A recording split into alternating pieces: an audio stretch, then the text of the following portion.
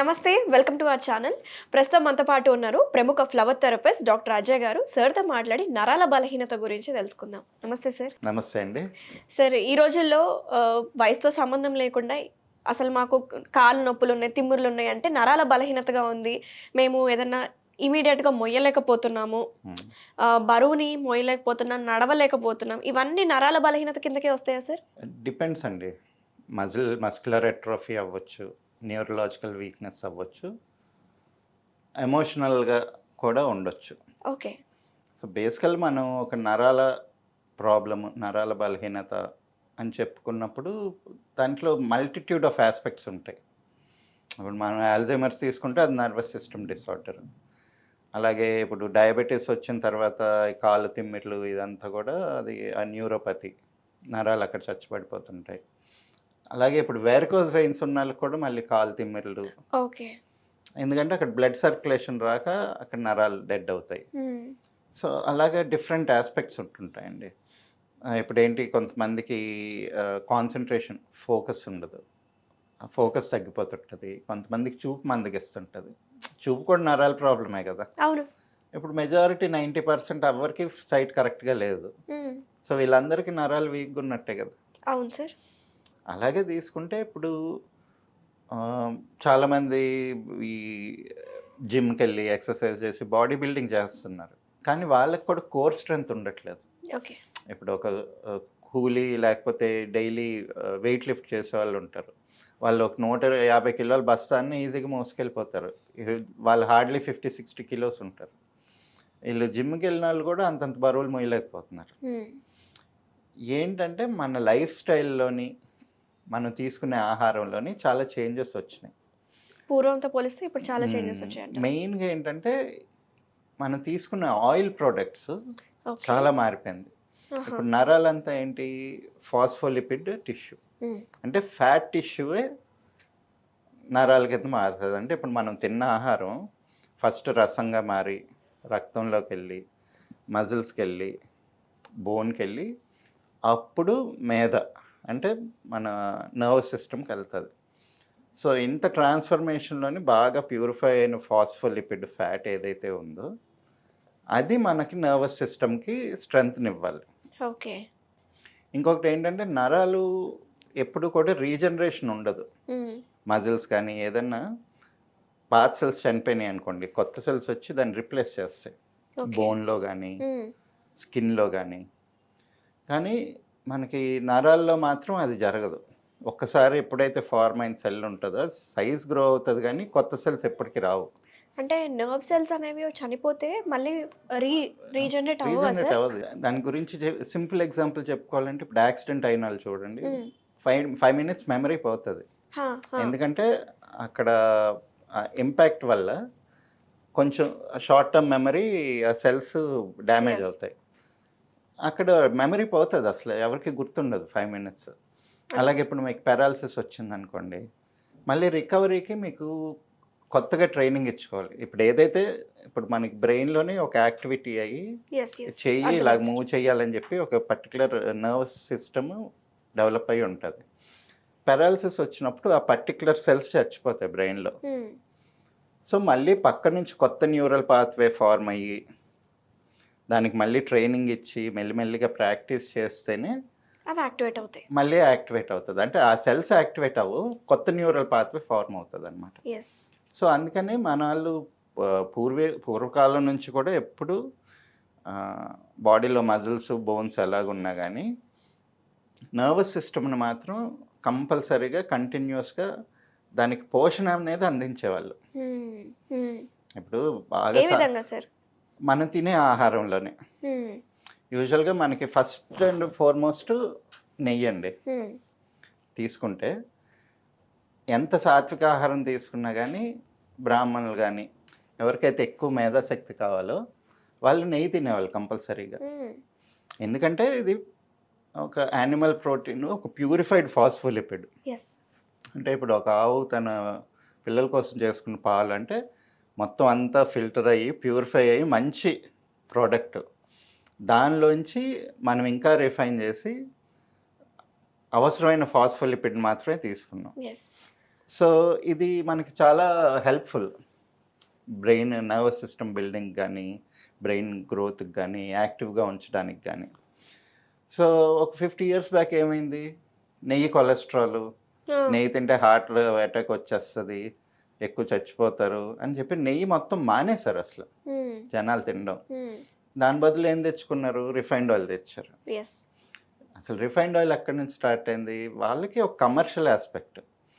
Britishers ఎవరైతే colonisation తర్వాత వెళ్ళిపోయిన వాళ్ళు ఉన్నారో వాళ్ళకి బోల్డ్ పామ్ ఆయిల్ తోటలు ఉండేవి. ఆ పామ్ ఆయిల్ చీప్గా వచ్చేది వాళ్ళకి. సో ఇప్పుడు పామ్ ఆయిల్ని అమ్మాలి అంటే ఎలాగా అని చెప్పి కమర్షియల్ ఆస్పెక్ట్లోని యుఎస్లోని యూరోప్లోని అందరూ యానిమల్ ఫ్యాట్ ఎక్కువ తినేవాళ్ళు, లార్డ్ అనేవాళ్ళు. దాంతో నెయ్యితోని మీకు బటర్తోని లార్డ్తోని మీకు హార్ట్ ప్రాబ్లమ్స్ వస్తున్నాయి, క్లారిఫైడ్ కాదు ఇది, అందుకని ఈ పామ్ ఆయిల్ తింటే మీకు హార్ట్ ప్రాబ్లం రాదు అని చెప్పి ఒక ఫాల్సిఫైడ్ రీసెర్చ్ చూపించి స్టార్ట్ చేశారు. సో ఇది కూడా కొనుక్కోవాలి. కొన్ని రోజులకి ఇది ప్రొడక్షన్ పెరిగింది, అది వర్కౌట్ అయ్యింది. కానీ పామ్ ఆయిల్ కూడా కొనుక్కోవాలి కదా, దాని బదులు ఫ్రీగా దొరికే సోర్స్ ఏదని చెప్పి చూడడం మొదలుపెట్టారు. అప్పుడు వాళ్ళకి సోయాబీన్ ఆయిల్ దొరికింది. ఎందుకంటే సోయాబీన్ కేక్స్ మన ఇప్పుడు కాటన్ కేక్ లాగే యానిమల్కి వేస్తారు, కాకపోతే దానిలో ఉండే ఆయిల్ మంచిది కాదని చెప్పి ఆయిల్ ఎక్స్ట్రాక్ట్ చేసేసి ఆ ప్రోటీన్ వరకు యానిమల్స్కి ఫుడ్ కింద ఇస్తారు. సో ఆ వేస్ట్ ఆయిల్ అంతా ఫ్రీగా తీసుకొచ్చి రిఫైన్ చేసి అమ్మడం మొదలుపెట్టారు. సో చూడండి ఎంత టాక్సిక్ ప్రోడక్ట్స్ హెల్తీ ప్రోడక్ట్స్ కింద మనకి మార్కెట్ చేసి బాటిల్ చేసి అమ్ముతున్నారు. అలాగే ఇప్పుడు కాటన్ ఆయిల్, ఇంతకుముందు అంటే ఊర్లో ప్రెగ్నెన్సీ డ్రాప్ అయిపోవడానికి, అంటే పిల్లలు పుట్టకుండా ఉండడానికి, యూట్రస్ పాడవడానికి కాటన్ సీడ్ ఆయిల్ తెలియకుండా కలిపేసి ఇచ్చేవాళ్ళంట. అంటే అవి జరిగేవి ఇంతకుముందు ఊర్లో గొడవలు ఉండేవి కదా. సో అంత డేంజరస్ అది. అంటే లేడీస్ యూట్రస్ అంతా కూడా పాడు చేస్తుంటుంది. అదే కాటన్ సీడ్ ఆయిల్ ఇప్పుడు హెల్దీ ఆయిల్ కింద మనం రిఫైన్డ్ ఆయిల్ చేసుకొని తింటున్నాం. సో మనం ఏంటంటే మన నర్వస్ సిస్టమ్ స్ట్రాంగ్గా ఉండాలి అంటే దానికి కావాల్సిన ఆహారం ఏది. రెండోది ఏంటంటే పౌల్ట్రీ ప్రోడక్ట్స్ చాలా ఎక్కువైపోయినాయి ఇండస్ట్రీగా మారినప్పటి నుంచి. పౌల్ట్రీ ఇప్పుడు నాటుకోడి గుడ్డులాగా లేవు, వీటికి అవసరమైన మోతాదు కన్నా చాలా ఎక్కువ ఇస్తున్నారు. ఇదేది కూడా చురుగ్గా ఉండదు, ఏ కోడి కూడా షార్ప్గా ఫాస్ట్గా ఉండదు పౌల్ట్రీలోది. సో ఎందుకంటే వాటి నర్వస్ సిస్టమ్ డెవలప్ అవ్వడానికి అంత టైం కూడా ఉండదు. అంటే విత్ ఇన్ 45 డేస్లో అది పెద్దది అయిపోతుంది. సో అంత షార్ట్ టైంలో మనకి నర్వస్ సిస్టమ్ గట్టిగా ఫార్మ్ అవ్వదు, ఆ లోపల ఉండే టెండెన్సీ కూడా అలాగా రాదనమాట. సో మనం అదే టైప్ ఆహారం తీసుకుంటున్నప్పుడు మనకి గ్రోత్ అంతా కూడా మజిల్ దగ్గరికి వచ్చి ఆగిపోతుంది, ఆ తర్వాత బోన్కి వెళ్ళదు, దాని నుంచి మళ్ళీ ఈ నర్వస్ సిస్టమ్కి స్ట్రెంగ్త్ వెళ్ళదు. సో మాకు మజిల్ మాస్ కనిపిస్తుంది కానీ మజిల్ స్ట్రెంగ్త్ కానీ, మజిల్ టోన్ కానీ, బోన్ స్ట్రెంగ్త్ కానీ ఇవేవి ఉండవు అనమాట. ఫైనల్గా ఏంటంటే మన లైఫ్ స్టైల్, ఏదన్నా కానీ ప్రాక్టీస్ మేక్స్ పర్ఫెక్ట్. ఇప్పుడు రాయడం రాని వాళ్ళకి తీసుకొచ్చి చాలా మంచి ఆర్టిస్ట్ అయ్యి ఉండొచ్చు ఊర్లో, వాళ్ళతో ఇంగ్లీష్ ఆల్ఫాబెట్స్ నీట్గా రాయి, కాలిగ్రఫీ రాయి అంటే వాళ్ళు రాయలేరు. ట్రైనింగ్ ఇవ్వాలి, అలవాటు చేయాలి, అలవాటు చేసి సో బ్రెయిన్ ఎప్పుడు షార్ప్గా ఉంచుకుంటూ ఉండాలి. అలాగే మజిల్స్ని వాటిని కూడా కంటిన్యూస్ ట్రైనింగ్, కంటిన్యూస్గా దాన్ని యాక్టివిటీలో ఉంచినప్పుడు నర్వస్ ప్రాబ్లమ్స్ రాకుండా ఉంటాయండి. సో ఫుడ్ విషయానికి వద్దాం సార్, ఎందుకంటే మీరు అన్నట్టు లైఫ్ స్టైల్ మారిపోయింది, ఆహారపు అలవాట్లు మారిపోయాయి. నరాలు వీక్గా ఉన్న వాళ్ళకి అంటే చురుగ్గా పనితీరు పెంచే విధంగా ఆహారం ఏది ఎక్కువగా ప్రిఫర్ చేస్తే మంచిది అంటారు? ఎక్కువ తీగ కాసే కాయగూరలు. ఇంతకుముందు గుమ్మడికాయ, బూడిద గుమ్మడికాయ, కూష్మాండం, ఉర్వారకం అని చెప్పేసి ఇది కంపల్సరీగా వంటల్లో వాడేవాళ్ళు. సో తీగ కాసే కాయగూరల నుంచి మనకి నర్వస్ సిస్టమ్ స్ట్రెంగ్త్ అయ్యే ఎక్కువ ధాతువులు వస్తాయి. అది కాకుండా ప్రతి దాంట్లో మనకి నువ్వులు, ఇప్పుడు నువ్వుల నుంచి వచ్చే నూనె కూడా మన క్లైమేటిక్ కండిషన్స్కి బెనిఫిషియల్గా ఉంటుంది. అంటే మనకి కావాల్సిన ప్రోటీన్ వస్తుంది, అట్ ద సేమ్ టైం దీని ఆయిల్లోంచి మనకు కావాల్సిన ఫాస్ఫోలిపిడ్స్ కూడా మంచి ఫాస్ఫోలిపిడ్స్ ఉంటాయి. సో నర్వస్ సిస్టమ్ స్ట్రెంథనింగ్ అవ్వడానికి నువ్వులు, నెయ్యి. ఇంతకుముందు ఇవే ఎక్కువ వాడేవాళ్ళు కదా, నువ్వుల నూనె నెయ్యే వాడేవాళ్ళు ఇంట్లో ప్రతిదానికి. ఆయిల్ రిఫైన్డ్ కూడా ఆయిల్ కానీ నువ్వుల నూనె వాడేవాళ్ళు. నువ్వుల నూనె వాడేవాళ్ళు. ఆ, గర్భిణీ స్త్రీలకి లేకపోతే పిల్లలకి కూడా నువ్వులు ఉండలు మ్మ్. ఇవన్నీ తినిపించేవాళ్ళు. ఎందుకంటే దీంతో నర్వస్ సిస్టమ్ స్ట్రెంగ్తన్ అవుతుంది ఇది. అండ్ అది కాకుండా ఆహారంలోని మెయిన్గా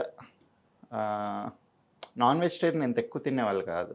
ఎస్పెషల్లీ పౌల్ట్రీ గురించి మాట్లాడుకున్నాం కదా, దాంతో నర్వస్ సిస్టమ్ చాలా వీక్ అవుతుంది. Yes. సో వీలున్నంత వరకు అది తగ్గించి ఎక్కువ తేగ కాయగూరలు తిని, రిఫైన్డ్ ఆయిల్ మానేసి నెయ్యి, నువ్వుల నూనె, నువ్వులు ఉండలు, నువ్వులతో చేసిన ప్రోడక్ట్స్ తీసుకుంటే మనకి నర్వస్ సిస్టమ్ ఇది స్ట్రాంగ్గా ఉంటుందండి. ఓకే, థ్యాంక్ యూ సార్, చాలా వివరంగా చెప్పారు. నరాల బలహీనత అనేది ఎందుకు వస్తుంది, మనం ఎలాంటి ఆయిల్స్ని వాడాలి, అలాగే నువ్వులు ఇంకా నెయ్యి యొక్క ప్రాముఖ్యత ఏంటో చాలా వివరంగా చెప్పినందుకు థ్యాంక్ యూ అండి. నమస్తే. సుమన్ టీవీలో మీ పర్సనల్ అండ్ బిజినెస్ ప్రమోషన్స్ కోసం కింది నెంబర్కి కాంటాక్ట్ చేయండి.